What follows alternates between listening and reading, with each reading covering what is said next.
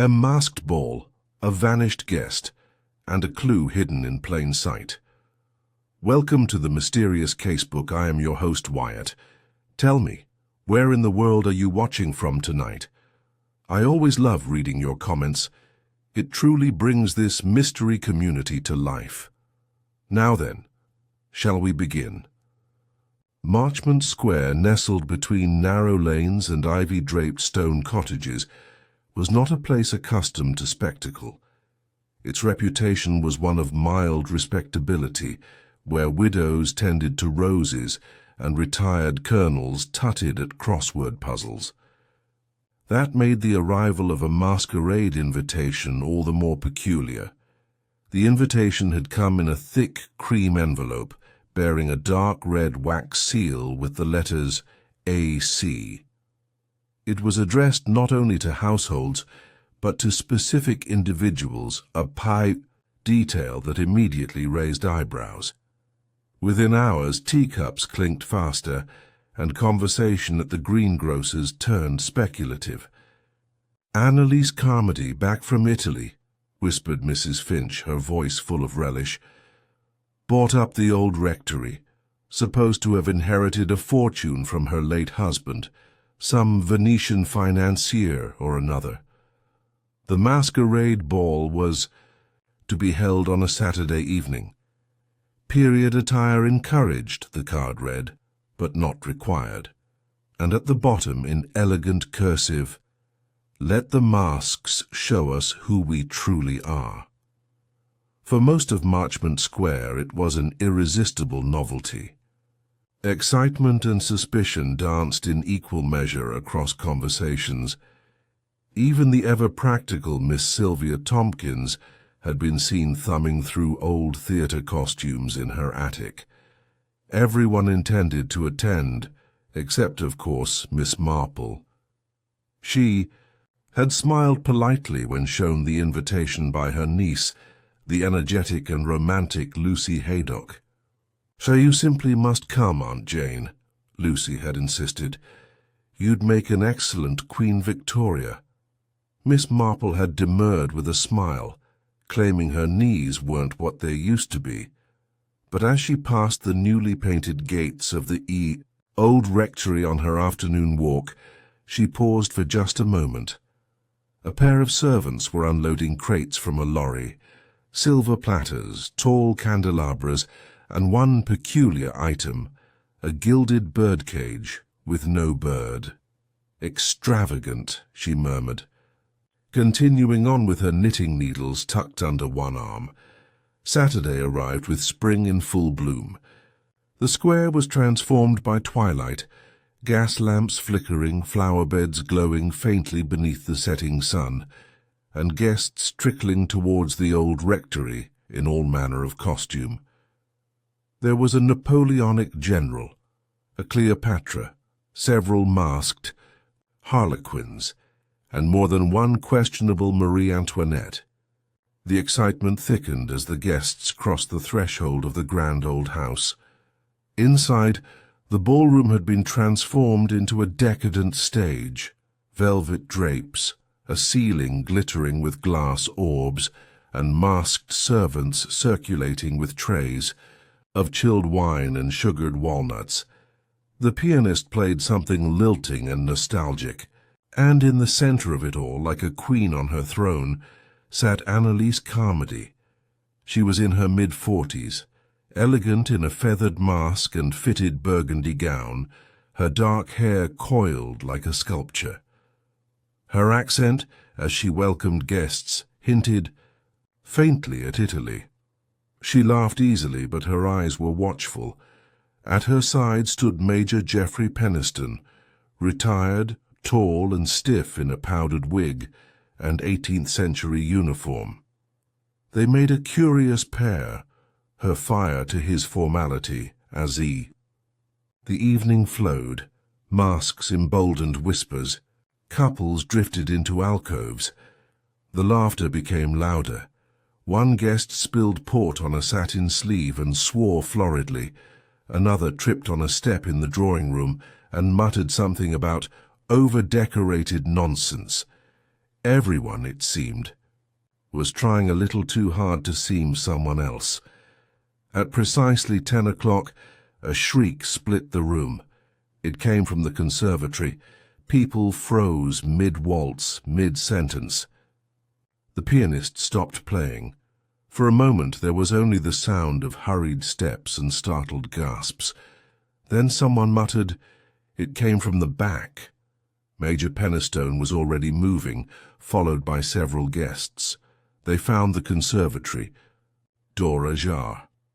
Inside, beneath the vines and fairy lights, the body of a man in a Venetian mask lay crumpled at the foot of the fountain, one hand stretched toward the trickling water. A shattered champagne glass glinted beside his head. Lucy Haydock, pale and trembling, was the one who had screamed. I just came in to get some air," she stammered, "and then I saw him."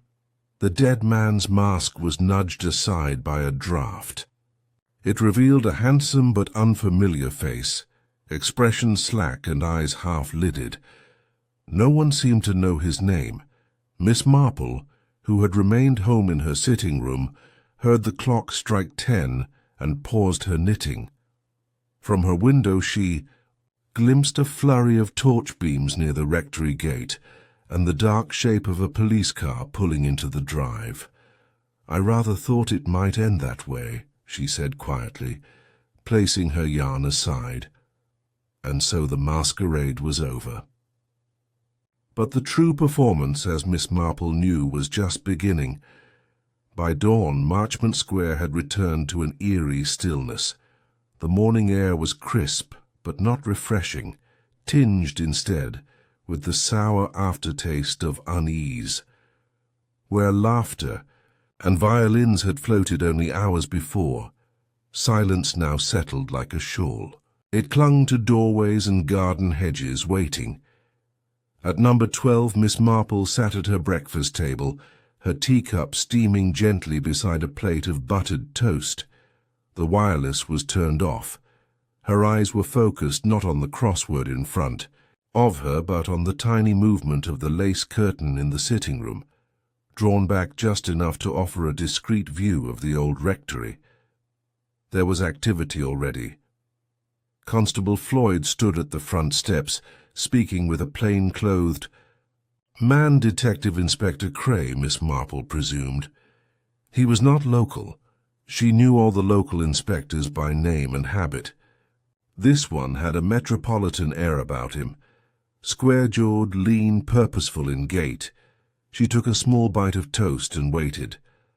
At precisely 7:15, there was a knock at her door. Miss Marple rose and opened it herself, unsurprised to find her niece, Lucy, pale and windblown, on the threshold. "Aunt Jane," Lucy began breathlessly, "it was terrible, simply dreadful. They still don't know who he is." "Come in, dear. Sit down before you catch your death," Miss Marple said gently, ushering her to the settee and returning to the tea service. "Start from the beginning." Lucy needed little prompting. "I didn't even notice him earlier in the evening," she said, gripping the cup with both hands. "At least I don't think I did. There were so many people and everyone was in masks. You couldn't tell who was who unless they spoke. But this man, I only saw him when I stepped into the conservatory. He was just lying there." "Dead?" Miss Marple asked softly. Lucy nodded. "Quite. The police came quickly, thank goodness. Geoffrey Penistone sent someone to phone them straight away. They sealed off the conservatory and asked everyone to stay in the ballroom." "Did you?" asked Miss Marple, her voice still calm. Lucy hesitated. "Well, I went to find Charlotte Pym. She'd gone to the powder room earlier and hadn't returned. I thought she might faint if she didn't know what was happening." Miss Marple's blue eyes twinkled for a moment. "A thoughtful gesture. but perhaps not exactly what Inspector Cray would recommend. Lucy flushed. Yes, he was rather cross, though not impolite. And what of Mrs. Carmody? Oh, she was extraordinary. She remained perfectly calm. Gave the inspector everything he asked for. Guest list, seating plan, even the names of the staff. I imagine she's dealt with worse in Venice. Miss Marple sipped her tea. Yes, I dare say she has. That morning, Marchmont Square was abuzz. Beneath the surface, windows were opened a little wider, and errands suddenly became urgent. At Green's grocery, old Mrs. Cribb bought a single egg and took 20 minutes discussing it with the shop boy. Mr. Hargrave, from the post office, delivered letters with uncharacteristic slowness, lingering at each step for a few well-placed questions. The first facts trickled out like drops from a leaky faucet. The man had no identification. He had arrived sometime during the masquerade, blending with the guests. No one remembered seeing him enter. Some thought he had come with the Everetts. Others swore he had been speaking to Annalise Carmody by the piano. But none could say for certain when or how he'd arrived. The cause of death was not immediately apparent. There were no wounds, no signs of violence, no broken glass save for the fallen flute of champagne. Inspector Cray had ordered the body transported to the county morgue, but whispers already suggested poison. At noon the doorbell at number 12 rang again. This time it was the inspector himself. "Miss Marple," he said, doffing his hat. "Inspector Leonard Cray. I wonder if I might trouble you for a moment." "Of course, Inspector." "Do. Come in. I've just made fresh tea." He declined the offer of tea, but accepted a seat, perching rather stiffly on the edge of the armchair. "I understand you weren't present at the masquerade," he began. "That's quite right," said Miss Marple, folding her hands. "I do. Enjoy a quiet evening with a bit of mending. All the noise would have tired me terribly." Cray gave a slight nod. "Still, I've been told you're something of a local authority on certain matters." Miss Marple smiled without irony. "People do say such things. I'm not entirely sure why. Perhaps because you tend to notice what others don't." She said nothing, only looked back at him kindly. "We haven't identified the victim yet," Cray continued. "No wallet, no papers, not even a label on the inside of his jacket. It's been deliberately cut away." "How unusual," Miss Marple murmured. "That suggests someone did not want him recognized." "Indeed. What puzzles me most is that no one remembers speaking with him directly." "They might not have, Inspector. A mask creates a powerful illusion. People will often see what they expect rather than what is there."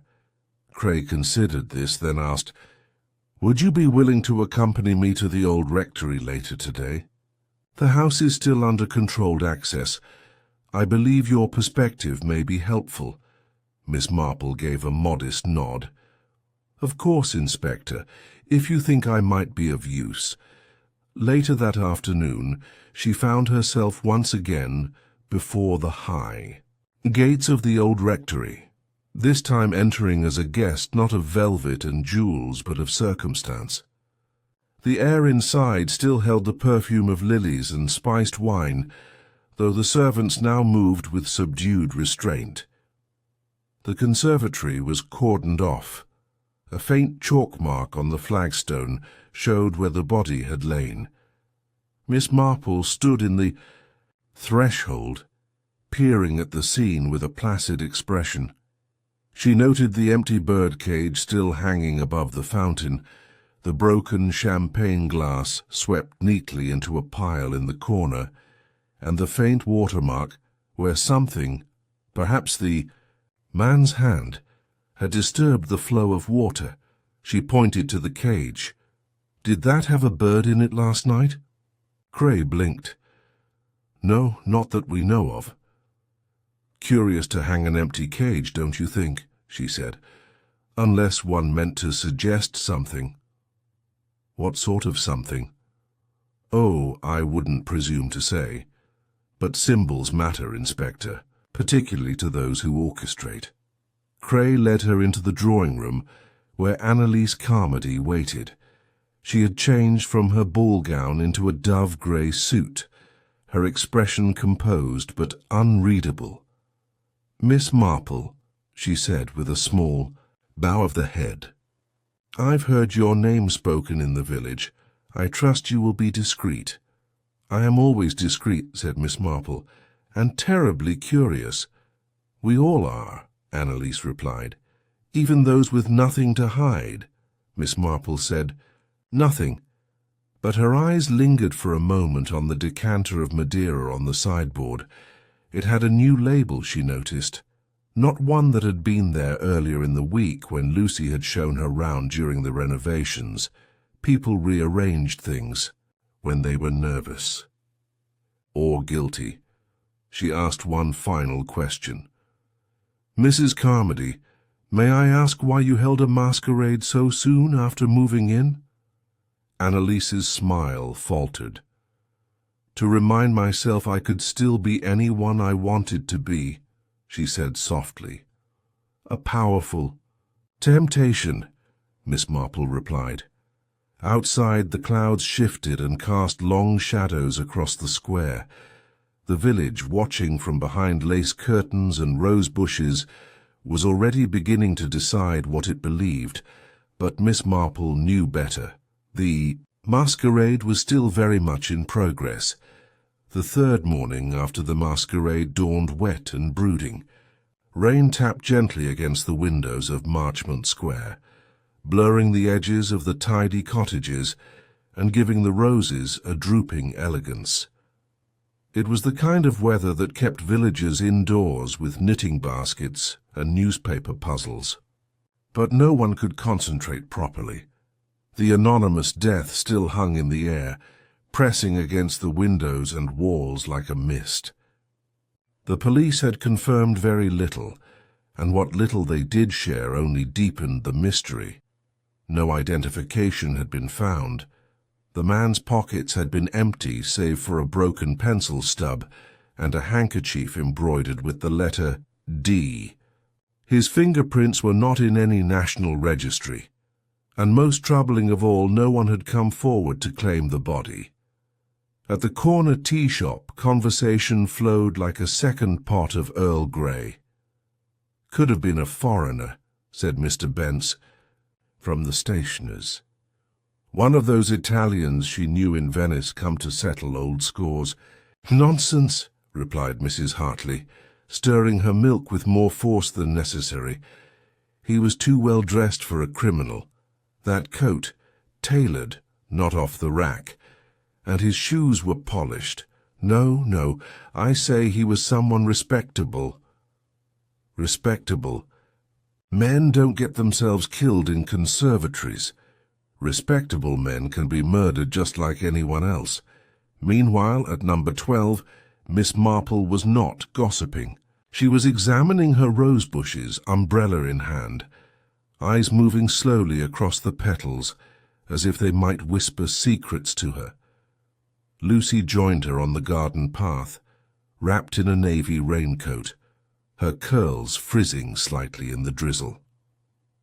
"Aunt Jane," she said with a tentative smile, "you've hardly said a word about the investigation. Don't you have a theory?" Miss Marple gave a faint smile of her own. "Theories are premature, dear. First, one must gather facts. And what facts have you gathered? That no one claims to have known the man, which is either a terrible truth or a very well-coordinated lie." Lucy frowned. "You think more than one person is hiding something?" "In my experience," said Miss Marple, adjusting a soggy rose-leaf, "crimes are like knitting. Pull one stitch too hard and the whole pattern unravels. It's never just a single knot, but how it was tied."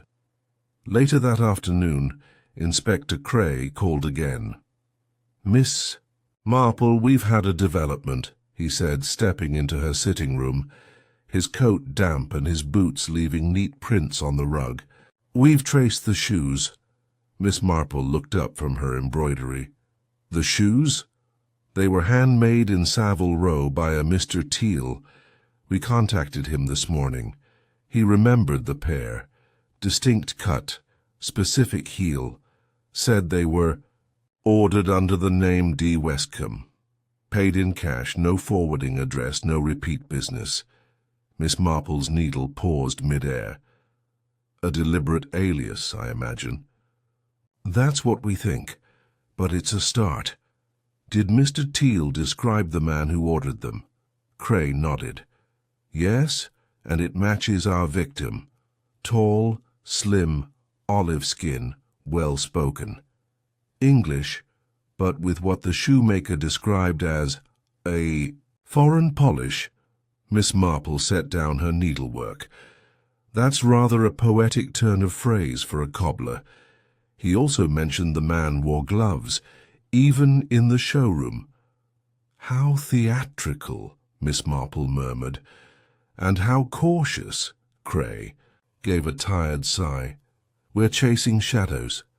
No one knows this man, and yet he was comfortable enough to walk into a masquerade where at least 30 people claim to have seen him, and not one can say where he sat or whom he spoke to. Except, of course, the one who killed him." Cray looked at her sharply. "Do you think the murder was planned in advance?" Miss Marple's voice was thoughtful. "I think it was made possible by the conditions. A masquerade is an ideal setting for something untraceable. Masks, wine, dim lighting, crowds. People forget themselves. And if someone wished to make another disappear well, it's easier when everyone pretends not to see." Cray leaned forward. "You mentioned a birdcage last time." "Yes," said Miss Marple. "Empty, symbolic. It was removed this morning, I believe. Taken down when we finished photographing the scene. Why? I suspect whoever arranged that decor wished to deliver a message. The birdcage might have been more than decoration. Perhaps the killer saw themselves as releasing something, or someone." Cray made a note. "And Mrs. Carmody?" Miss Marple hesitated. "She's clever, composed, and I believe she has a talent for omitting things without appearing dishonest." "You suspect her?"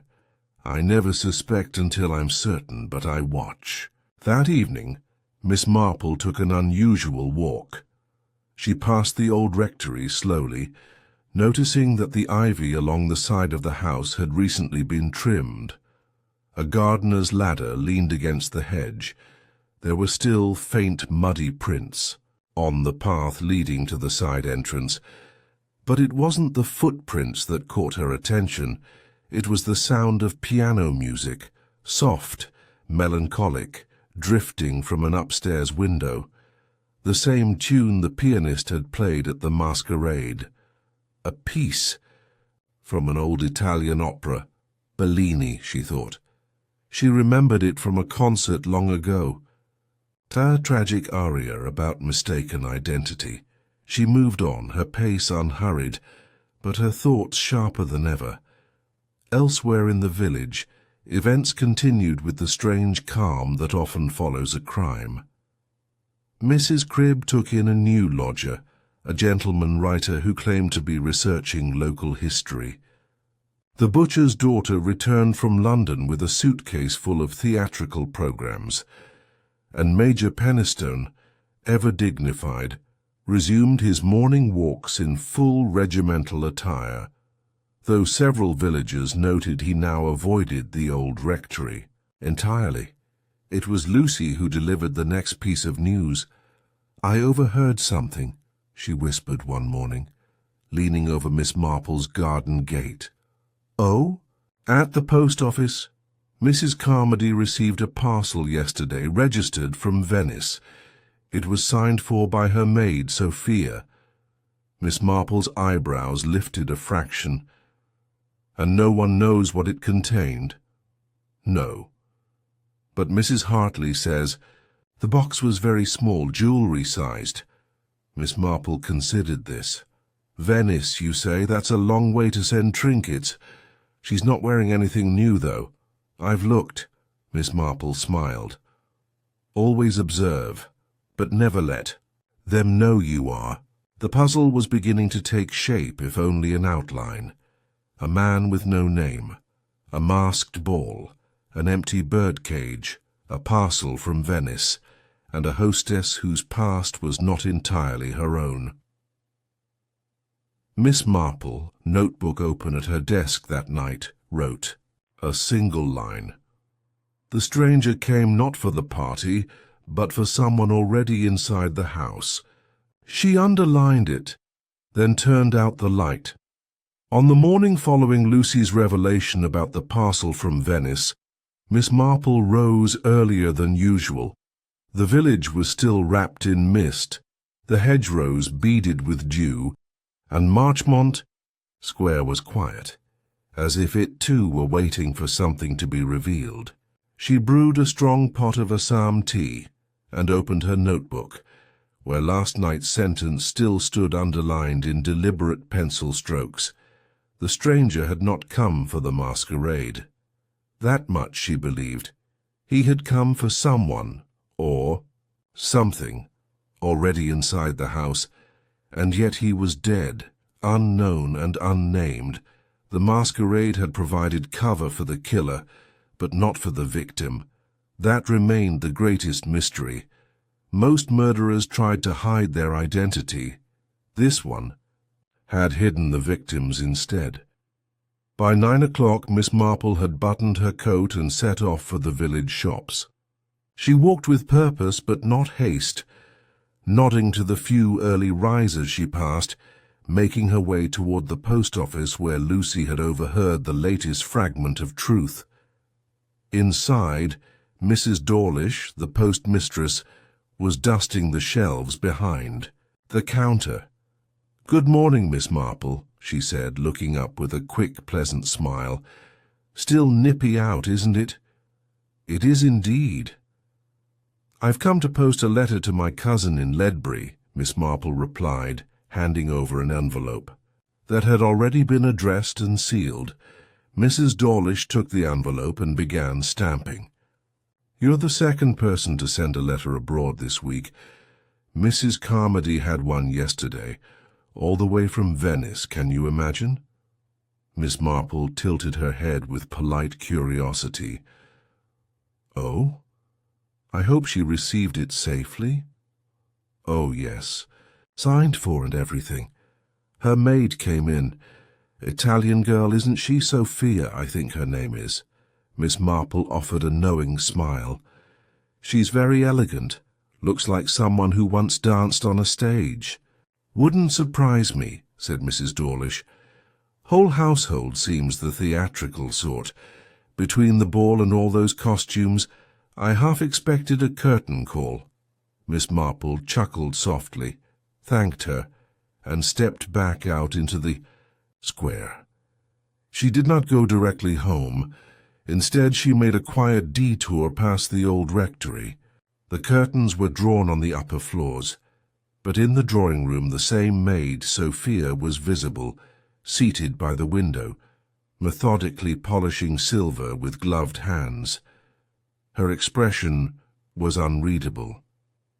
It reminded Miss Marple of something she had once seen in a portrait at a museum, Medea before the storm. Back at number 12 she found Lucy waiting on the garden path.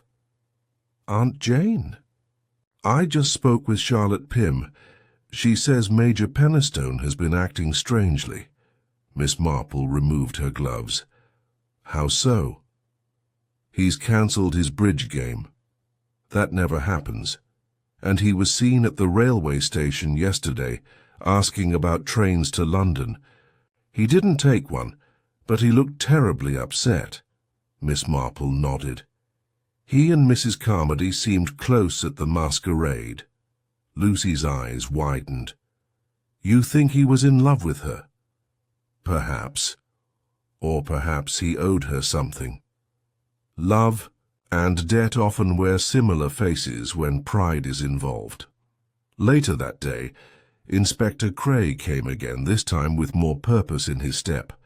Miss Marple met him at the door. "I may have something for you," he said without preamble. "We've just received preliminary toxicology from the county lab. The cause of death was aconitine poisoning." Miss Marple's eyes narrowed. "Monkshood," Cray nodded.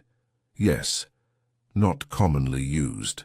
Difficult to extract in lethal quantities, unless you know exactly what you're doing. Not something one stumbles across in a pantry," she said. "More likely prepared."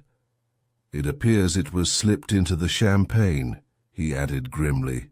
"Only one glass, the rest were clean. We found traces of the toxin in the broken flute." "And the timing?"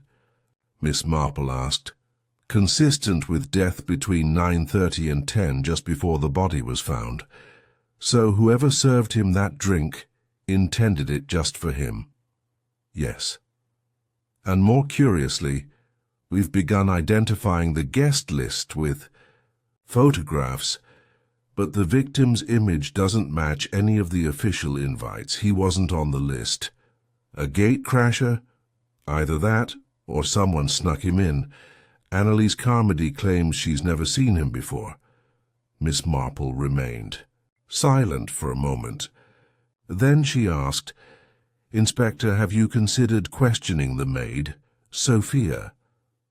"We spoke with her," Cray replied. "She insists she doesn't know the man, says she never left the servants' quarters during the ball. And yet she was the one who signed for the parcel from Venice." Cray looked surprised. "How do you know that?" "I listen, Inspector." He nodded slowly. "We're following up. The box has since been discarded, but we recovered it from the waste. The label was smudged. Sea travel, we think. But there was a customs seal from Italy. The contents were missing." "Likely removed immediately," Miss Marple said. "Did Mrs. Carmody acknowledge receiving it?" "She said it was a personal item. Wouldn't elaborate." Miss Marple's gaze drifted to her mantel clock. "May I ask one final thing, Inspector?" "Of course." "Have you spoken to Dr. Abernathy?" "The coroner? Yes, briefly. I meant about Mrs. Carmody, her health." Cray blinked. "Why would I—" "She's pale. Not just refined. Truly pale. She blinks often in strong light. And she asked for a Madeira when you interviewed her. That's a curious choice for someone who appears so delicately unwell." Cray stared at her. "You think she's ill?" "I think she's being treated for something and she's hiding it. Which raises a very simple question. What kind of woman hosts a masquerade while privately struggling with a serious illness?" "She's making a performance," he murmured. "Yes," said Miss Marple softly. "And in theatre every entrance is planned, but so is the exit."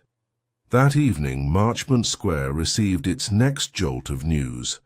Major Geoffrey Penistone was found collapsed in the sitting room of his home, a half-written letter on his desk, and a bottle of sleeping tablets, missing several doses. He was alive just barely and rushed to hospital. The note was vague, regretful in tone, but incomplete. One line stood out, however. "I should have stopped it. I knew he was dangerous."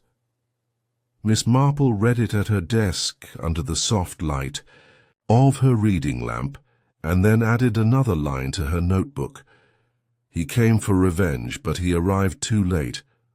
The masquerade was ending for some, but for Miss Marple, the true performance was just entering its second act. Rain returned to Marchmont Square the following morning, a soft, persistent drizzle that draped the village in a veil of quiet. The kind of weather that seemed to hush even the robins and soak up the sound of footsteps.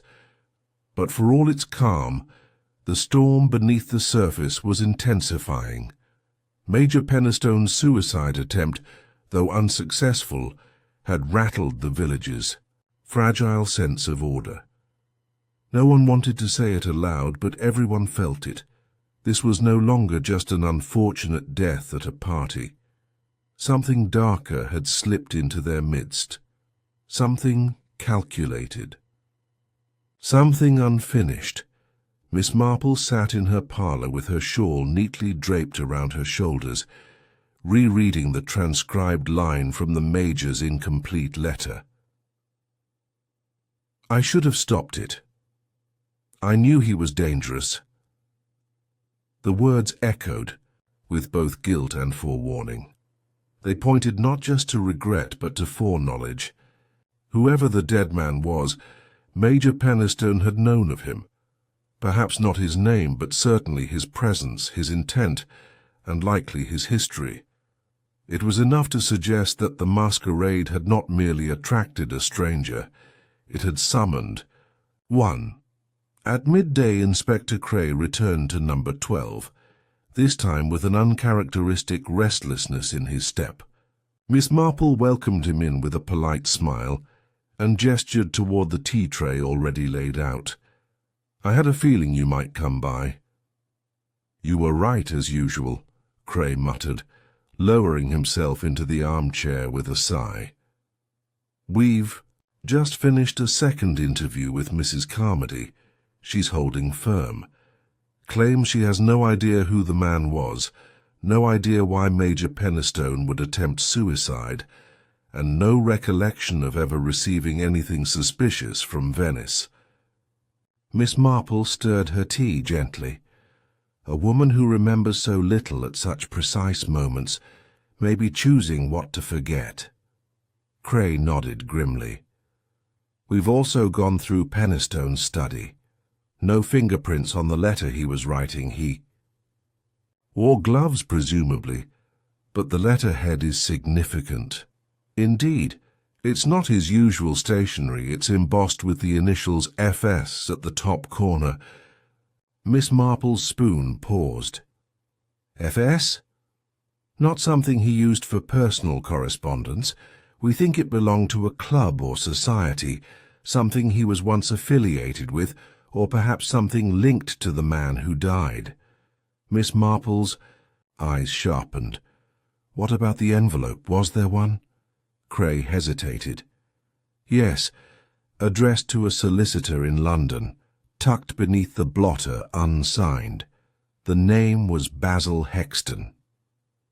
Miss Marple didn't react outwardly, but the name registered. Hexton and Wilbury, a firm known in legal circles for managing complicated international estates and delicate reputational affairs. That Pennistone had been attempting to contact them on the night of his collapse suggested urgency and likely blackmail. He knew something, she murmured, and he was ready to confess. Cray leaned forward. Miss Marple, what do you think happened that night? She met his gaze, serene but firm. I think a man came to the old rectory not for festivity, but for reckoning. I think he confronted someone. Perhaps he issued a threat, and I believe someone decided that he would not leave the house alive. Cray's expression tightened. You believe Mrs. Carmody's involved? I believe she knows more than she admits.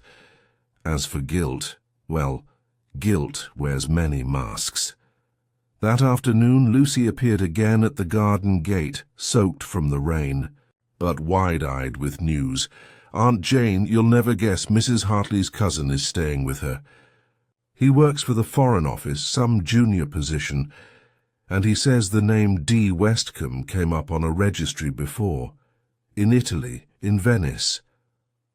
Miss Marple's brow furrowed. Lucy continued breathlessly. He said it was connected to a case involving forged passports and stolen identities. Years ago. Something hushed up. Nobody was prosecuted, but several names were redacted for security reasons. He only mentioned it because Mrs. Hartley showed him the newspaper with the sketch of the dead man. He recognized the name, Miss Marple, nodded slowly. That would explain a great deal. It explained in particular the parcel from Venice, the missing label, the broken chain of identification. It explained the silence. If the dead man had operated under a false identity, whether once or currently, it meant someone knew his real past and had reason to keep it buried. The final proof came the next morning in the form of a visitor. Sophia, the maid. She appeared on Miss Marple's doorstep, eyes downcast, gloved hands clasped in front of her, as though awaiting judgment. Miss Marple welcomed her in without a word, and gestured toward the chair by the window. "I did not know who he was," Sophia said in her quiet, accented English. "Not at first, but when I saw him lying there I remembered." "Remembered? What, my dear?" "He came once in Venice to the palazzo. I was not a maid then, I was a dancer. I saw him speaking to Signora Carmody's husband. There was an argument. What about, I don't know. But it was loud. And after that, Signora Carmody was different. Sad. She stopped performing. She became afraid to leave the house." Miss Marple folded her hands in her lap. Was this man, D. Westcombe, connected to her husband's business? Sophia hesitated. Yes, he worked with Signor Carmody, but after that visit he vanished. They said he had gone to America, but I don't think that was true. Do you believe he came here for revenge? I think he came to speak with the Signora, to threaten her, or perhaps to offer her a chance to pay him. Extortion, maybe, or something worse. I only know that she asked me to burn a letter after the masquerade." Miss Marple blinked. "Did you?" Sophia shook her head. "No, I opened it. It said only this: 'You owe a debt. I am here to collect it.' It was unsigned. I hid it in my room." "And the parcel from Venice?" Sophia withdrew something from her handbag, wrapped in a cloth. She placed it gently on the table. Miss Marple unwrapped it to reveal a small silver locket, ornate and unfamiliar. Inside was a photograph of a young Annalise Carmody in costume, beside a man whose face had been scratched out with something sharp. Miss Marple understood at once. The masquerade had not been a party. It had been a curtain call. She looked up at Sophia. "You did well to come to me. This is important. What will happen now?" "Now," said Miss Marple softly, "we lift the mask."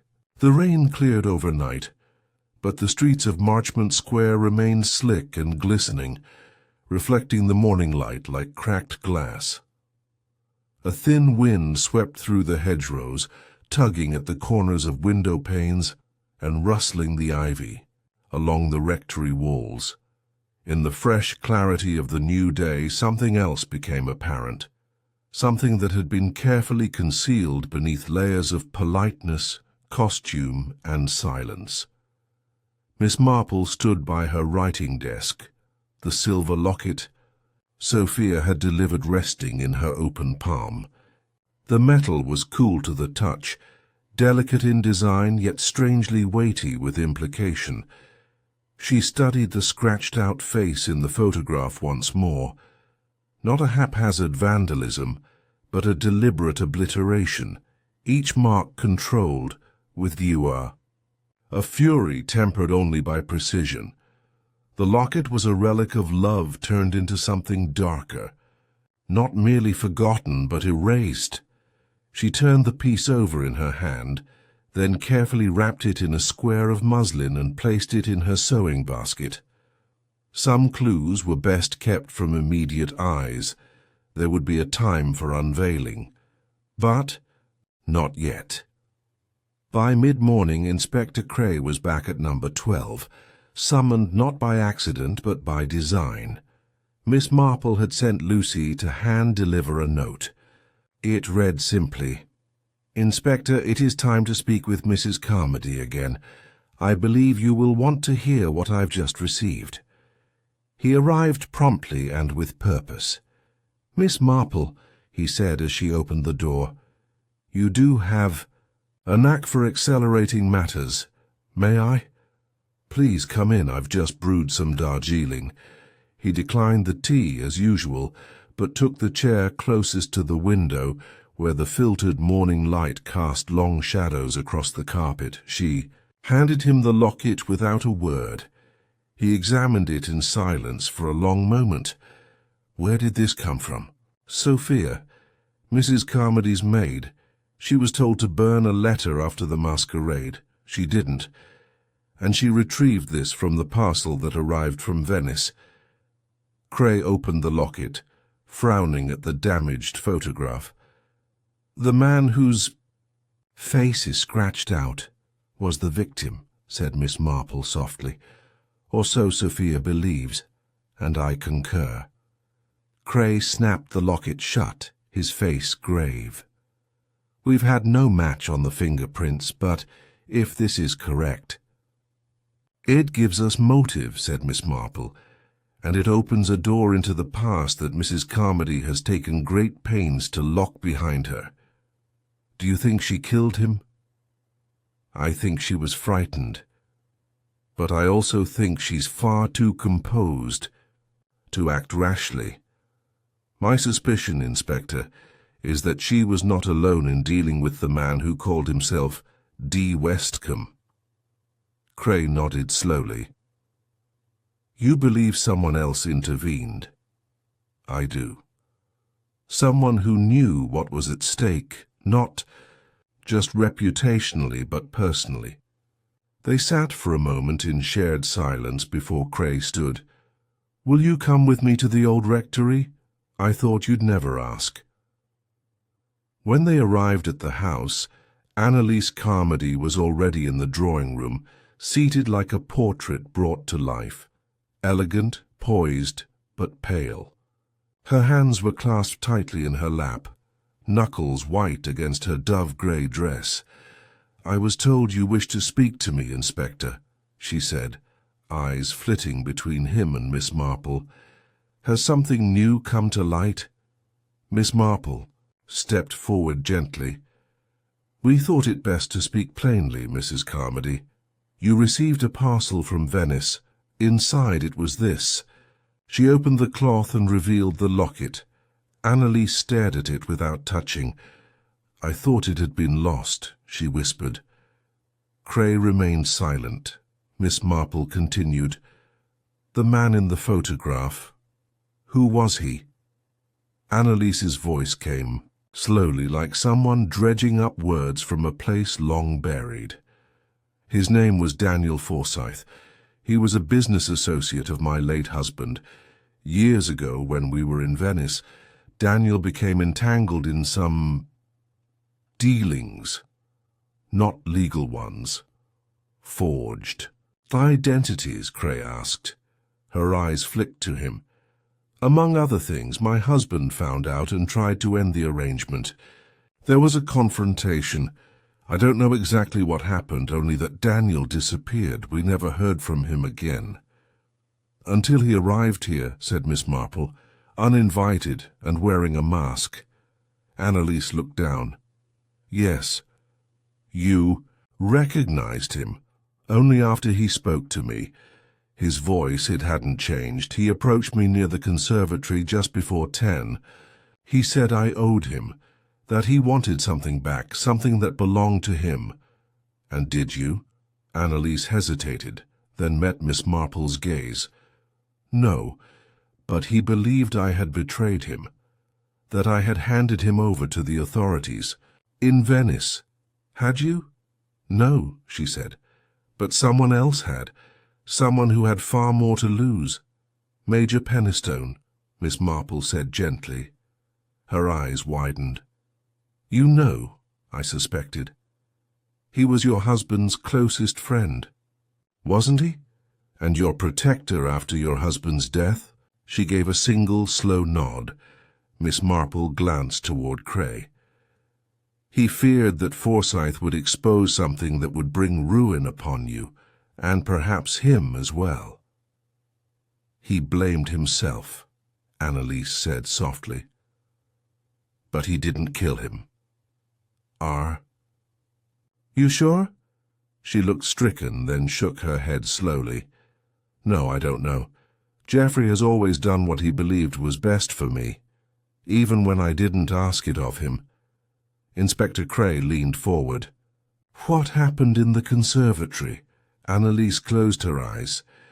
Daniel said he had documents, letters, accounts. He threatened to release them unless I agreed to pay him. I refused. I told him to leave. He laughed, then walked away. That's the last I saw of him. Miss Marple's voice was gentle. Did anyone else see you two speaking? I don't know. I felt like the room was spinning. I needed air. I went upstairs. That's when I asked Sophia to burn the letter he'd sent. But she didn't, Cray said flatly. Annalise looked surprised. We have it, he confirmed. And the locket. She sagged slightly in the chair, as if the final thread holding her posture had snapped. I didn't kill him, she said. But I didn't stop it either. Cray stood. We'll need to speak with Major Penistone when he regains consciousness. For now, I advise you to remain in the house. We're closer than ever, Mrs. Carmody, closer to the end of the masquerade. Annalise said nothing. Her eyes drifted to the locket on the table, an object of memory, of guilt, and of inevitability. As they left the house, Miss Marple turned to Cray. There's still one thing missing, she said. What's that? The final mask. We've learned why Forsyth came and who feared him, but we still don't know how the poison found its way into only his glass. Someone acted swiftly, someone with access to the tray before it left the kitchen. Cray frowned. A servant? Perhaps, said Miss Marple, or someone pretending to be one. They walked back into the square, the sun beginning to break through the thinning clouds, and somewhere, among the quiet cottages and trimmed hedges, the killer still watched and waited for the last curtain to fall. The following day dawned with deceptive calm. Fair fine mist hovered over Marchmont Square, softening the edges of the village like a watercolour left too long in the rain.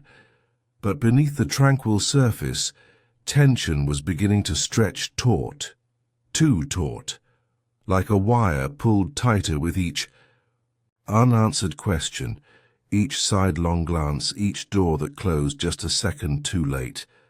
Miss Marple sat at her writing desk, pen in hand, composing a note to Dr. Abernathy at the hospital.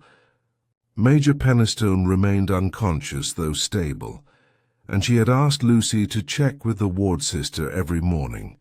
She hoped he would wake soon, for his silence, whether intentional or not, was shielding more than guilt. On the table, beside her lay two items, the silver locket still wrapped in muslin, and Sophia's saved letter, the one Daniel Forsyth had sent ahead of his arrival. The handwriting was neat, but faintly agitated. Too many pen lifts. Too many pressure marks beneath the words. Miss Marple's eyes narrowed. The letter had not been written by a man calmly requesting repayment. It had been written by someone rushing toward the edge of something. Desperation, perhaps, or revenge. Either way, it made her think of Sophia's words. He came for something that belonged to him. A debt unpaid, or a secret buried, perhaps both. By mid-morning the village was buzzing again. Word had spread that Mrs. Carmody had not left her house since the previous day's confrontation, and speculation now turned to the staff. At Green's grocery, someone muttered that the cook had handed in her notice. At the post office, a second someone claimed the butler was not a real butler at all, but a friend of Mrs. Carmody's posing as one for effect.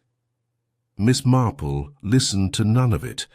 She had another destination in mind. She made her way to the rear entrance of the old rectory, where the staff quarters and kitchen were located.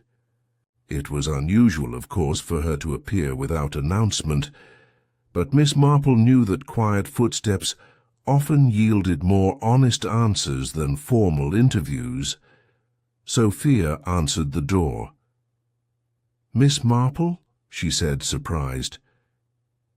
"Is something wrong?" "No, dear. I was hoping to have a word with the housekeeper. Just a few questions, nothing to alarm anyone." Sophia hesitated, then stepped aside. Mrs. Blaine, the housekeeper, was in the pantry sorting tins into order. She was a stout woman in her 60s, with short grey hair and the expression of someone who had spent decades keeping things running that others took for granted. Miss Marple smiled. "So sorry to disturb you, but I wondered if you might answer a small query." Mrs. Blaine looked up from her task. "If it's about the food served at the Masquerade, I've already spoken to the inspector." "Oh, yes, I'm sure you have. But I wondered, do you remember who was in the kitchen between 9 and 10 that evening?" Mrs. Blaine's brow furrowed. "Let me think. Most of the staff were in and out. Sophia was upstairs with the madam. Gerald, the footman, he was off the clock and changing out of costume. It was only Lily, the scullery maid, and myself at that point. We'd just sent out the last round of drinks." "And the champagne?" Mrs. Blaine nodded. "Poured and arranged on the tray myself." "And who took it out?" The housekeeper paused, then frowned.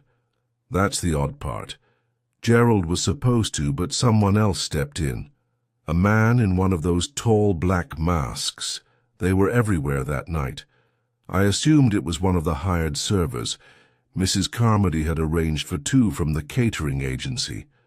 But when I asked later, they both said they hadn't gone into the conservatory." Miss Marple's voice was quiet.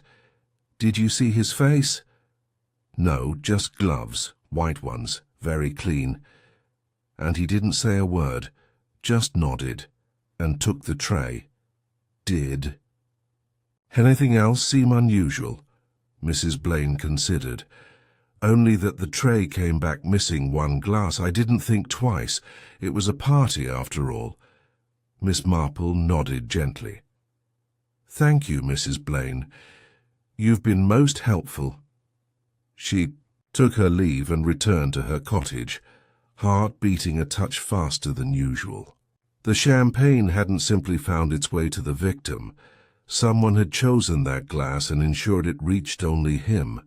A man in a tall black mask, gloved, silent. Not a servant, but someone playing one. That afternoon, Lucy returned from the hospital with news. "He's awake," she said, cheeks flushed. "Major Peniston, he's weak, but he's speaking." Miss Marple rose immediately. At the hospital, the room was dim and sterile, the only sound the steady pulse of machines, and the faint rustle of nurses beyond the corridor. Major Penistone looked pale and drawn, his once imposing stature shrunken beneath hospital linens. Miss Marple approached his bedside. He looked up, eyes weary but aware. "Miss Marple," he said hoarsely. "Major," she replied gently, "you gave us quite a fright." He attempted a smile but failed. Perhaps I deserve it." Miss Marple sat beside him. "There's time for guilt later. I'd like you to tell me about Daniel Forsyth." He closed his eyes briefly. "I knew he'd come. You wrote to Basil Hexton. Yes, he whispered. He was going to help me turn over the papers, the ones Forsyth threatened Annalise with. You had them? I took them. Years ago. From Carmody's study after his death. I was trying to protect her. And myself. Your name was in them? He nodded faintly. Not just mine, others. But I knew he wouldn't stop with blackmail. I saw it in his eyes that night. He wanted to destroy her. And me. Did you poison him? No, he said, with surprising firmness. I wanted to confront him, to tell him I'd hand over everything. But when I went to the conservatory, he was already lying there. I panicked, thought someone might think it was me. So you fled. He closed his eyes again. Cowardice. Miss Marple reached out and gently touched his hand. Perhaps. But not murder. When she returned to the square that evening, the air had taken on a strange quiet. The village lights flickered on one by one, casting long shadows across the cobblestones. Inside her home, Miss Marple opened her notebook once more and added a line. Not revenge, but prevention. The killer silenced a threat to someone else. She tapped the end of her pencil against her lip, and then she circled two names, Gerald Munch and Hercule Sophia. The next mask was about to fall, and Miss Marple intended to be watching when it did. The morning light poured through the lace curtains of number 12 like soft gold, catching the gleam of Miss Marple's teapot as she poured her first cup of the day. She was already dressed, her brooch neatly pinned, her notebook closed beside a folded sheet of paper. Something had crystallized in her mind overnight, a subtle click, like the turning of a well-oiled lock. Outside, the square stirred to life. A milk cart passed. A boy on a bicycle tossed newspapers with exaggerated flair. But Miss Marple had her thoughts on the man in the tall black mask. Not the victim, no. His mask had been Venetian, ornate and fluttering with black lace. The man who carried the poisoned champagne had worn something else, something plain, formal, servant-like. A disguise within a disguise. She took one last sip of tea, then slipped the folded sheet into her handbag. It was time to visit the costumer. Mrs. Little ran the village's theatrical society and, more pertinently, its costume repository. The modest brick cottage on Lavender Lane was crowded with bolts of velvet powder boxes and rails of cloaks and wigs. Miss Marple arrived just after 10 and found Mrs. Little hemming a doublet with a thimble on one finger and a pencil behind her. "Here, Miss Marple, I heard you didn't attend the masquerade. Shame, really. It was rather a triumph despite, well, you know." "I do indeed," said Miss Marple mildly. "I wondered if I might trouble you about the costumes. I understand several were borrowed." "From your collection?" "Oh, yes," said Mrs. Little, patting her hair. "Quite the flurry the week before. I had more bookings than I've seen since the Jubilee pageant. Between Lady Macbeth's and Georgian footmen, I was nearly cleaned out. May I ask, was anyone issued a servant's costume? Something with gloves and a plain black mask?" Mrs. Little paused. "Yes. Now that you mention it, there was one. Such outfit. Not part of the original bookings, though. Someone came last minute. Didn't leave a full name, just said it was a friend of the Carmody household. Youngish man, dark hair, paid in cash." "And did he return the costume?" Mrs. Little hesitated. "No. I was expecting it Tuesday. Still not come back. I did think of calling round, but things have been so, well, busy." Miss Marple nodded slowly. Did he say anything else? An accent, perhaps? Not particularly. But he was polite. Too polite, if you ask me. The sort of politeness that makes you nervous. I know exactly the sort, said Miss Marple. With a faint smile, she thanked Mrs. Little and returned home through the long hedge-lined path, thoughts flickering like lanterns in the fog. A young man, dark-haired, who claimed to be part of the Carmody household, who wore gloves and who never returned a costume. Back in her sitting room, she reopened her notebook. She had underlined Gerald's name twice. Gerald, the footman who had supposedly been off-duty during the fatal hour. But no one had confirmed seeing him change out of his costume, and Sophia, for all her courage, had never mentioned him once. Why? That afternoon, Miss Marple invited Inspector Cray to tea again. He arrived more quickly than usual, already in possession of new facts. Miss Marple, he said, removing his hat, I believe you were right. We've been asking the wrong questions about the serving staff. Oh? Cray took his seat, his brow furrowed. Gerald left the village this morning, packed a small case, told the Carmody cook he had a family emergency in Leeds, but when we checked the station, no such ticket was purchased. Miss Marple served the tea without a word. We searched his quarters at the rectory, Cray continued. No identification, no employment records, and then this. He reached into his coat and pulled out a small object wrapped in cloth. When he unwrapped it, a pair of white gloves lay on the table, one stained faintly along the seam. We sent it to the lab, Cray said. Aconitine residue. Miss Marple nodded, calm but inwardly braced. Then it wasn't revenge. It was strategy. I don't follow. She sat across from him, her tone composed. Forsyth came to blackmail Mrs. Carmody, yes, but someone else feared what else he might reveal, someone working within the house, someone who had been living under a borrowed name, possibly with secrets tied to the same past in Venice. Gerald wasn't a servant at all, he was watching her, perhaps even watching Forsyth. When Forsyth arrived, Gerald recognized him and panicked. Cray leaned back. So he dressed as a servant, more precisely another servant, and delivered the poisoned glass himself, and then vanished. After making sure the trail led in the wrong direction, Cray tapped a finger against the rim of his cup. So why not just disappear afterward? Why take the job in the first place? Miss Marple's expression turned inward.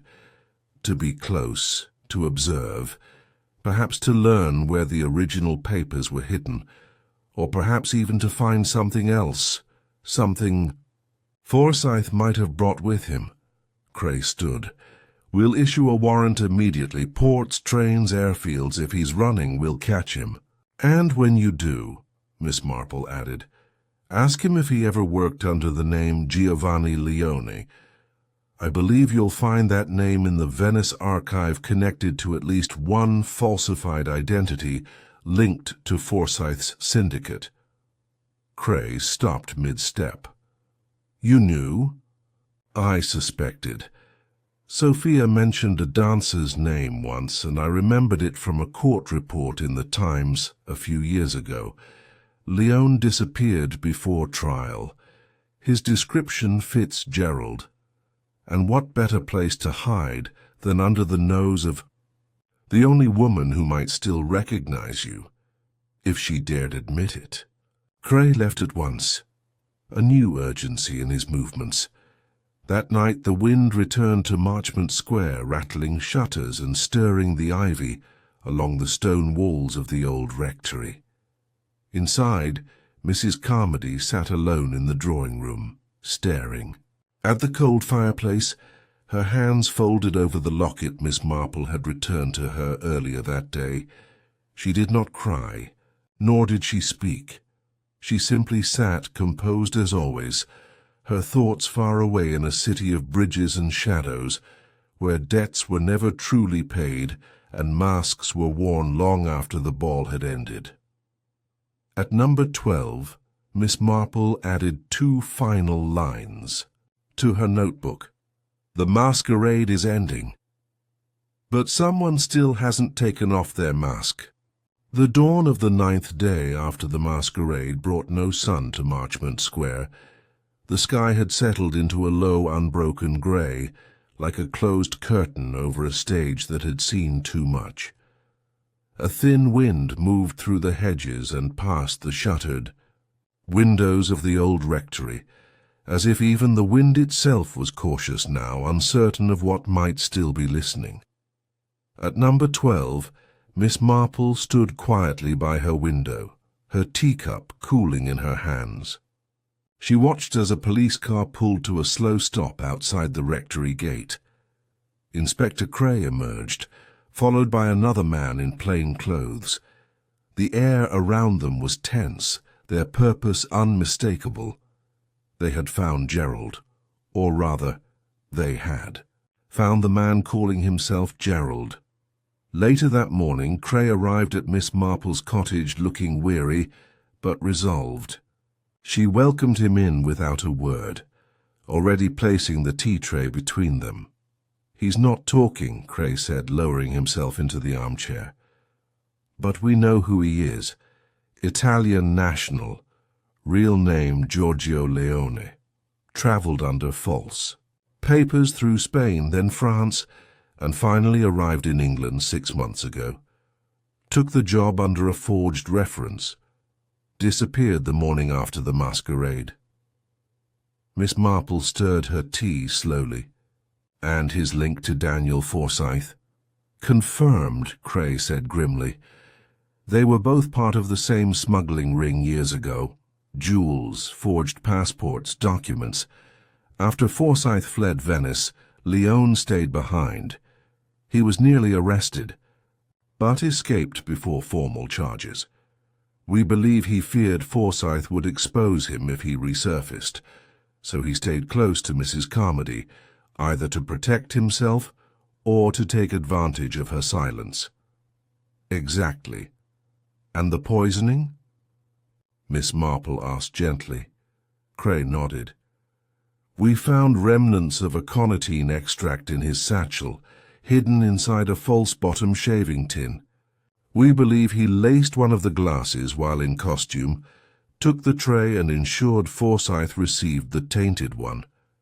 "Calculated," Miss Marple murmured. "Efficient, but not personal." Cray's brow furrowed. "You mean it wasn't—" "For Mrs. Carmody? Oh, it was to protect her name, perhaps. But it wasn't about affection or loyalty. Leone feared being exposed by Forsyth more than anything. He acted to silence the past, not to avenge or defend anyone else." Cray took a long breath, then said quietly, "She refused to press charges." Miss Marple tilted her head. "I suspected she might. She said she didn't know who he truly was, that she believed Gerald to be just another devoted servant. But I think she knew something, maybe not everything, but enough." "Yes," Miss Marple said, "enough to know she was being watched. Enough to know she could no longer run from the shadows of Venice." Cray rose. "We'll prosecute him regardless.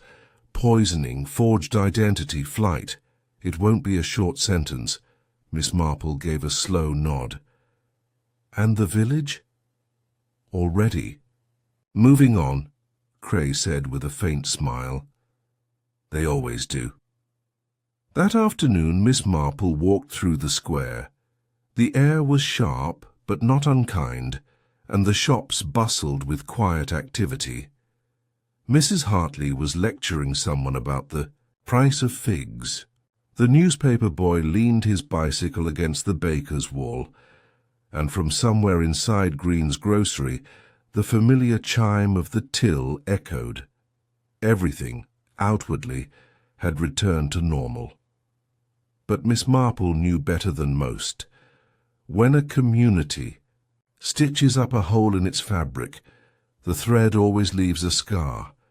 She stopped by the churchyard where the yew trees stood as silent witnesses to history and wrongdoing. A new grave had been dug in the far corner, the burial of the man known only as Daniel Forsyth, unclaimed by any family, remembered by no mourner. The headstone was plain, the name inscribed without embellishment. Miss Marple paused before it, her eyes scanning the weathered stone, and then the small bouquet someone had placed at its base, white anemones. Not flowers found easily in the village. She knew then that Annalise had come, perhaps not to forgive, but to acknowledge.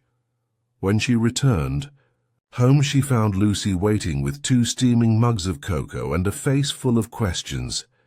"It's over, then?" Lucy asked. Miss Marple sat beside her. "The danger is over, but endings are never so tidy." Lucy frowned. "You mean Mrs. Carmody?" "She has lived under the weight of secrets for years. Her husband's dealings, the masquerade of respectability, the guilt of what was never said. Do you think she knew Gerald Leone was dangerous? I think she suspected, but I also think she chose not to see. We do that sometimes when the truth is too costly." They sipped their cocoa in silence for a while. Then Lucy asked, "Will she leave Marchmont Square?" Miss Marple looked into the fire. "Perhaps. Or perhaps she will stay. But the masks are gone now. Whatever she does, she'll be doing it as herself." Night settled gently over the village. Lamps flickered on and chimneys sent up curling threads of smoke. Somewhere a piano played faintly, an old waltz that had once echoed through the old rectory on the night of the masquerade. But the music was quieter now, more wistful than festive, and in her sitting room Miss Marple closed her notebook with a soft, decisive click. She had written one final line beneath the others. "The truth is never hidden in the costume. It is always in the gesture, the silence, the glance no one notices, except me." And then she folded her hands in her lap and listened to the fire crackle, content in the knowledge that for now Marchmont Square could sleep in peace. The 10th. Day after the masquerade began not with rain, nor the fluttering arrival of scandal, but with stillness, the kind of hush that settles over a place after something has ended, not abruptly, but gently, like a curtain drawn at the close of a final act. Marchmont Square, once so tangled in whispers and watchful eyes, now moved with subdued rhythm. Doors opened at mid-morning instead of dawn. Neighbors greeted each other with nods rather than questions. The mystery, at least in public, had run its course. But in the home of Miss Jane Marple, the performance had one last scene to complete. She sat at her bureau, a fresh sheet of paper before her, and her fountain pen held lightly in one hand. She was not writing to the police nor to Dr. Abernathy. This letter was for someone else entirely. Her handwriting, graceful but deliberate, formed the opening lines slowly.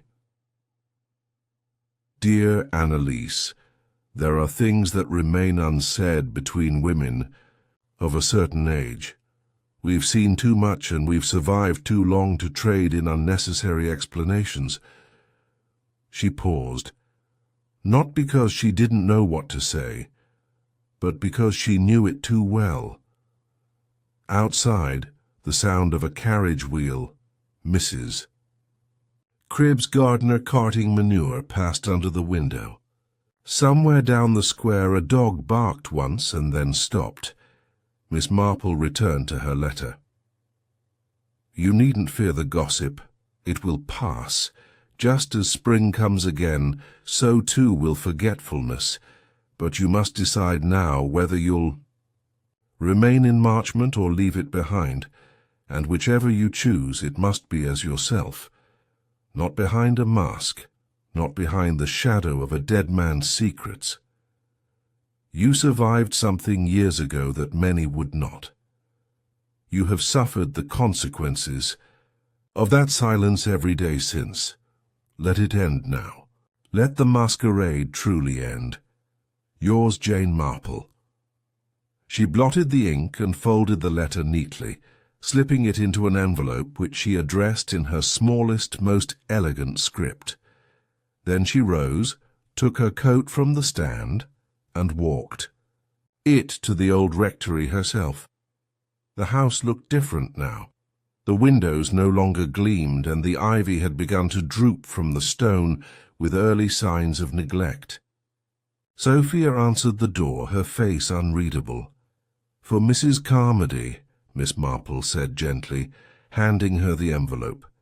"In private." Sophia nodded once. "I will see that she gets it." That afternoon, Miss Marple visited Major Penistone. He had been moved to a convalescent home in the next parish, less formal than the hospital, with high-backed chairs and the smell of weak lavender polish on every doorknob. He looked better, though his frame was thinner than before, his voice quieter. "I had wondered," he said as she entered, "whether you might come." "I never leave a tale unfinished," she replied, settling into the chair beside him. They spoke for a while, of weather, of roses, even of the cricket club. Only near the end did he venture into the deeper waters. "She still blames herself, you know." Miss Marple nodded. "So do you." "She was never meant for all that," he said. "She married into danger without knowing. By the time she understood, it was too late. And you loved her. He didn't deny it. Still do. She needs peace now, not penance. I try to protect her. I know." He looked at her then, with something like gratitude behind his eyes. "You see too much, Miss Marple." She gave a small smile. "That's what they always say, right before they thank me." Back in Marchmont Square, the postman delivered the final London papers that still carried the faintest traces of the case. "Venetian Masquerade ends in murder," read one headline.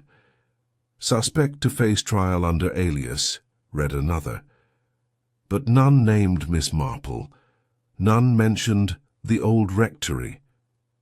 The story, it seemed, had already begun to drift out of fashion. The villagers responded as villagers always do, by weaving the event into their personal narratives. Mrs. Hartley claimed she had always distrusted Gerald.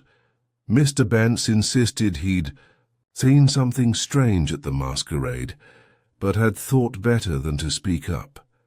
Even the vicar quietly worked a sermon around hidden truths and revealed sins. Only Lucy remained genuinely reflective. One evening she sat with Miss Marple by the fire, the teacups long since drained, and the kettle no longer warm. "Will she really stay, do you think?" Lucy asked. Miss Marple stared into the flames. "Perhaps, or perhaps she'll return to Venice. There's a certain poetry in finishing things where they began." Lucy was quiet a moment, then asked, "And what about the man they buried?" Miss Marple turned to her slowly. "Daniel Forsyth was not a good man, Lucy, but he was a broken one. He lived under false names and made his way through deception. Still, I believe, even in his final act, he was trying to reclaim something." "Redemption? No," Miss Marple said softly. "Relevance." Lucy nodded thoughtfully, then stood and kissed her aunt on the cheek. "You're very wise, you know." "I'm very old," Miss Marple replied with a smile, which is nearly the same thing. The last trace of the masquerade vanished that week, when the old rectory's front gate was painted over, its iron initials, AC, coated in fresh black enamel. Whether it was meant to signify mourning or renewal, no one asked. The house remained quiet. Sophia still came and went, but the windows were often shuttered, as if someone inside was deciding. On Sunday, the church bells rang through the square as they always had. People walked with their hymnals and modest hats, speaking softly about spring planting and Easter dresses. At the very back pew, Miss Marple sat alone, her gloves folded in her lap, her eyes neither closed in prayer nor focused on the altar. She was watching, not for evil, but for its retreat. After the service, she stepped out into the sun. It had broken through the clouds at last, casting soft light across the village. Children laughed on the green. A dog barked once, then chased a squirrel, and on the far side of the square a woman stood watching too, Annalise Carmody. Her veil was gone, her hair unbound. She wore no gloves, no jewels, no paint on her cheeks, only her own face.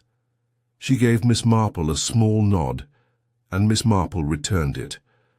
The masquerade at last was over. Marchmont Square moved into spring with the slow grace of an old waltz, familiar, measured, and faintly wistful.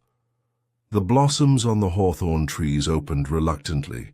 The days grew imperceptibly longer, and the events of the masquerade were no longer spoken of in lowered voices, but in sighs and speculative shrugs. The tragedy had become part of the village's collective memory, folded and stored away like a well-worn shawl. And yet, for Miss Marple, one thread remained. It pulled at her gently, not demanding attention, but refusing to disappear entirely. A question that hovered not over the who or how, for those matters were settled, but over the why. She had always believed that to understand a crime, one must go beyond the method and motive.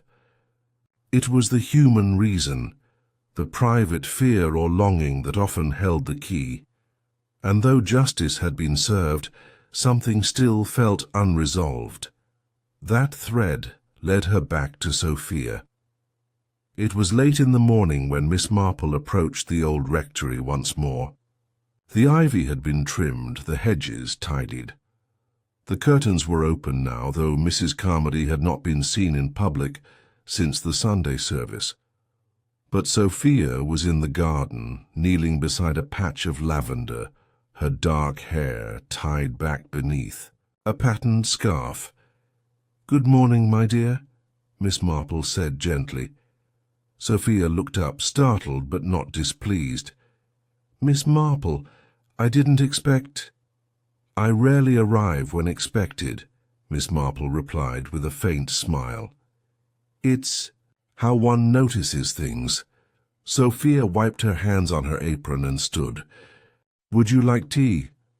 "Only a few words, if you have them." They sat on the stone bench beneath the bay tree. The air was fragrant with soil and new blossoms. "I came," Miss Marple began, "not about Gerald, Giorgio, but about something you said once, about the past." Sophia looked away. "That's all it ever is, isn't it, the past?" "Not quite," Miss Marple said. "The past is only dangerous when it's been hidden too long. But you were brave. You told the truth when it mattered." Sophia's expression tightened. "Only because I couldn't bear it anymore. I knew he wasn't who he claimed to be.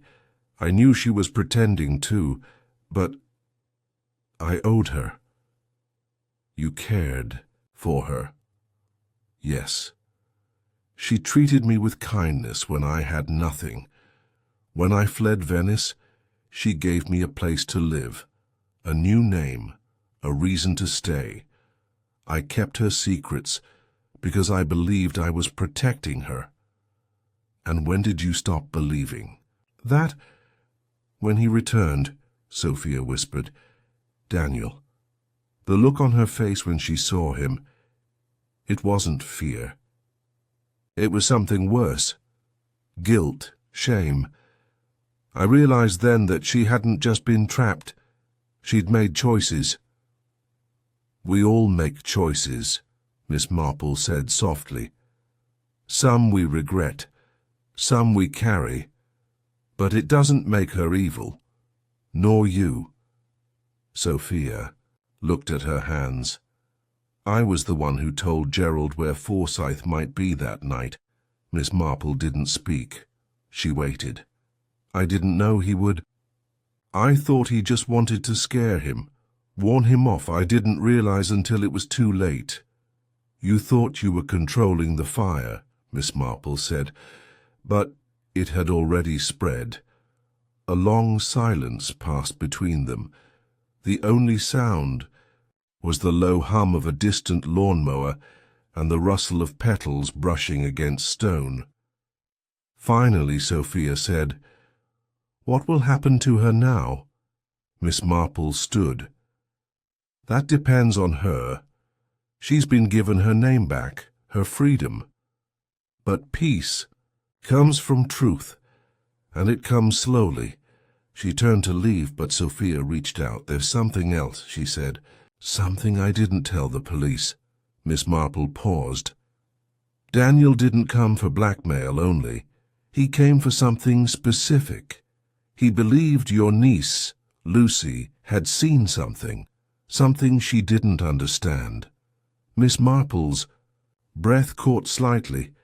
Lucy? He followed her briefly after the masquerade. Not long, just to the garden gate. I saw it. He didn't speak to her, but he watched. What did he believe she'd seen? A piece of paper. A letter.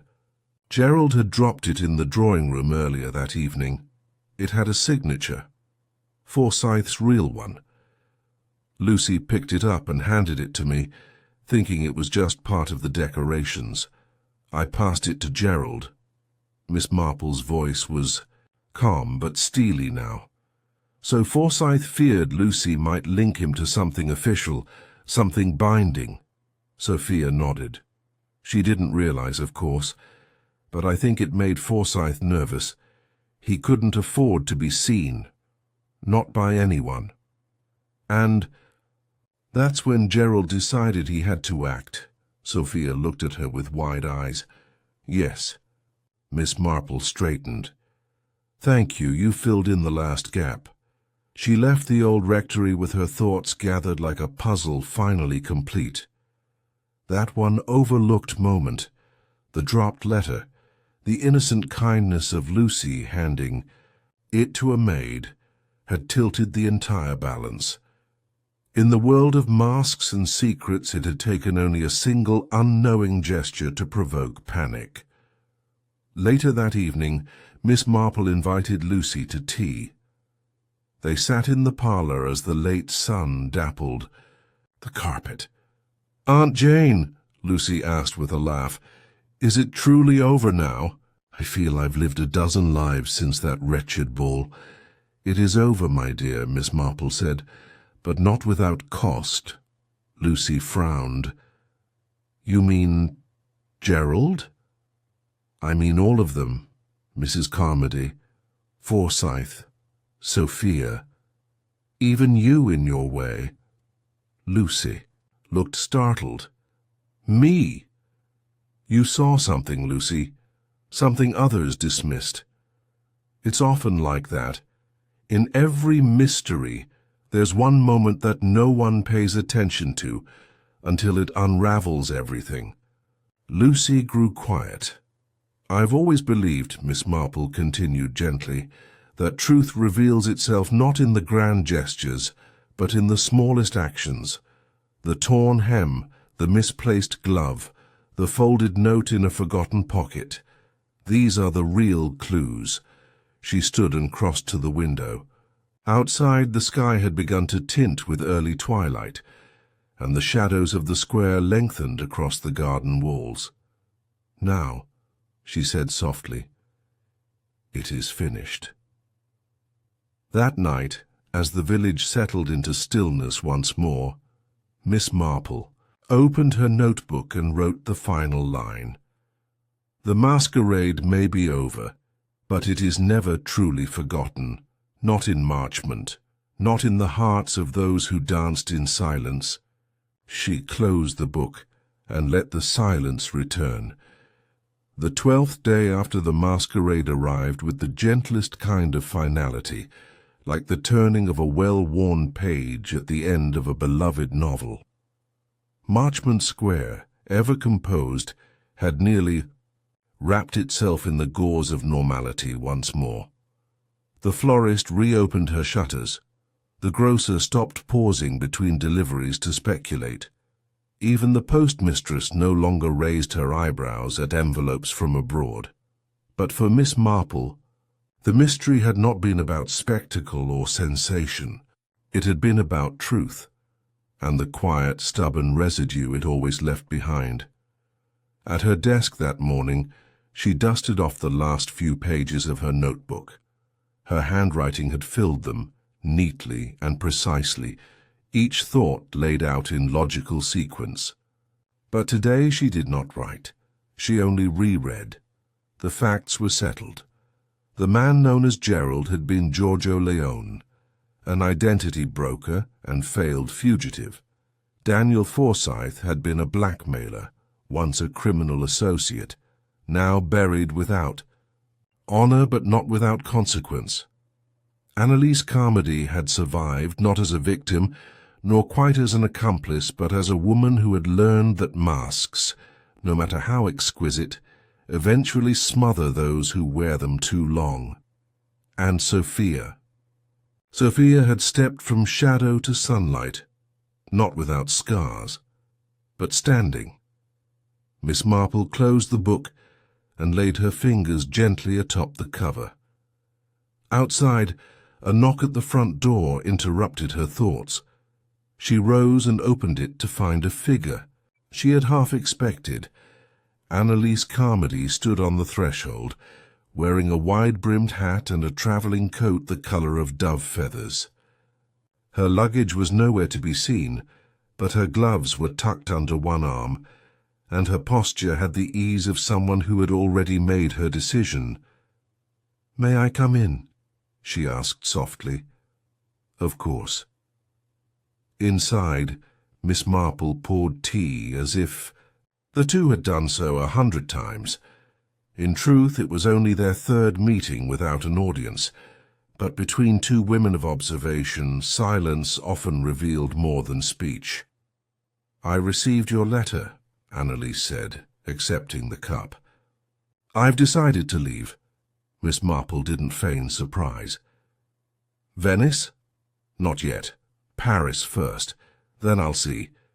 But I won't return to the old house in Dorsoduro. That life is finished." Miss Marple stirred her tea gently. "And what of the documents?" "I gave them to Inspector Cray yesterday," Annalise said. "Every scrap, every letter and ledger I kept hidden just in case. I suppose I thought they might one day be useful, but they only ever imprisoned me." "You've done the right thing," Miss Marple said. Annalise looked down at her gloves. "I was never truly afraid of Daniel, not for what he might reveal, but for what he made me remember about myself." Miss Marple nodded. "That's always the harder battle." There was a long pause. Then Annalise looked up, her eyes sharp with clarity. "You knew, didn't you, from the start?" "Not from the very start," Miss Marple said with a modest smile. "But I suspected. It's a very peculiar woman who hosts a masquerade just after settling into a sleepy English village. Too many layers in that kind of performance. Annalise gave a faint, genuine laugh. "I thought it might erase something." "Nothing is ever erased," Miss Marple replied, "but it can be laid down properly, filed where it belongs. I always imagined escape would feel like freedom, but it didn't. Not until this week. Not until you." Miss Marple's expression softened. "You freed yourself, my dear. I simply noticed." Annalise stood then, setting her teacup down with practiced grace. "I'll leave this afternoon. There's a car coming. Sophia will stay behind a while. She has friends here now." "Good. And Lucy?" Miss Marple smiled. "Still reading detective novels and dreaming of train journeys. I believe she'll be all right." At the doorway, Annalise paused. "You won't write about this, will you?" Miss Marple gave her a bemused look. "Certainly not. One must leave some tales to the silence." They said goodbye without sentiment, but with a nod of mutual understanding that passed between them like a final bow before the curtain. That afternoon, from her window, Miss Marple watched the dark motor car pull away from the old rectory. It moved without fanfare down the narrow lane and disappeared beyond the hedgerows. No one stood to wave. No one remarked on its passing, and yet something in the village had shifted. By early evening, the bells of St. Mary's rang softly through the square. The breeze had turned warmer. Children played without coats, and in the flower beds near the bakery the first of the spring violets had begun to bloom. Miss Marple took her walk just after sundown. She passed the green, where two boys argued cheerfully over a kite. She nodded to the vicar tending his climbing roses, and when she came to the iron gates of the old rectory, she found them locked but newly oiled, as if prepared for some future chapter still unwritten. She stood there a moment, letting the hush of twilight settle. Then she turned and continued. Home? Inside, her parlour welcomed her with the gentle creaks and sighs of old furniture that had known years of stories. She lit the lamp and retrieved a single book from the shelf, an old volume of English verse. As she settled into her chair and opened to a dog-eared page, her eyes caught one line printed in worn but elegant script. The truth is rarely loud. It arrives softly, and when it does, it changes everything. She smiled. Later that night, as the village slept, Miss Marple rose once more and stepped into her study. She opened her notebook to the very last page, and by the light of the desk lamp wrote one final sentence. It was not the masks that misled them. It was the silence beneath the mask that no one dared to question. Then she closed the book. The masquerade at Marchmont Square was finished, and in its quiet wake, the truth, slow, soft, and complete, had found its place at last.